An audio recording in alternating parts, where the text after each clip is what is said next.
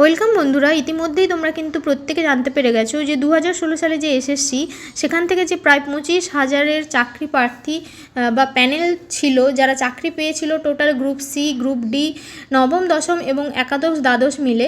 তো তাদের কিন্তু প্রত্যেকের চাকরি বাতিল গেছে। একমাত্র সোমা বলে একজন, তারই কিন্তু চাকরি রয়েছে।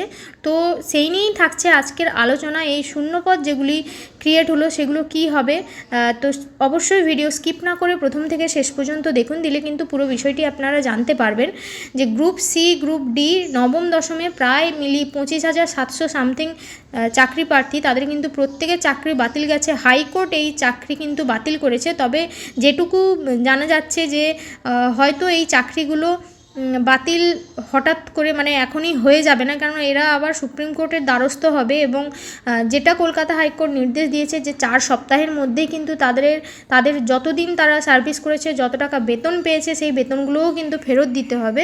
তো এখন কিন্তু যারা চাকরি হারা, তাদের একটা বিশাল চাপের মধ্যে রয়েছে। তবে 25,000 যে চাকরি প্রার্থী যারা চাকরি হারালো, তো সেই যে 25,000 পদ, সেটা কি শূন্য পড়ে থাকবে?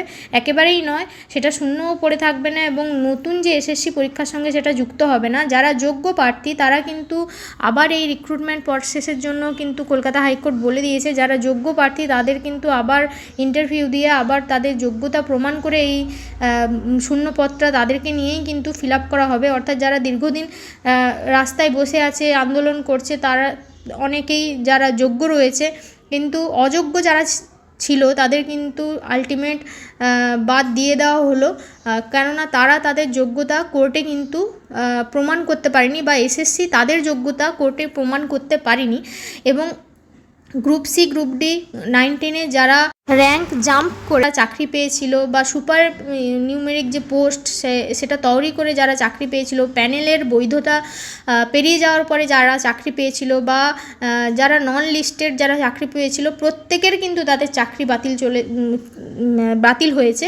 তবে যোগ্য প্রার্থী যারা, তাদের কিন্তু চাকরিটা থাকবে অবশ্যই।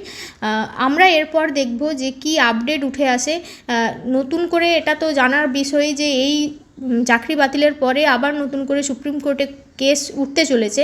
তো সুপ্রিম কোর্ট কী রায় দেয় সেই দিকেও আমরা চোখ অবশ্যই রাখবো।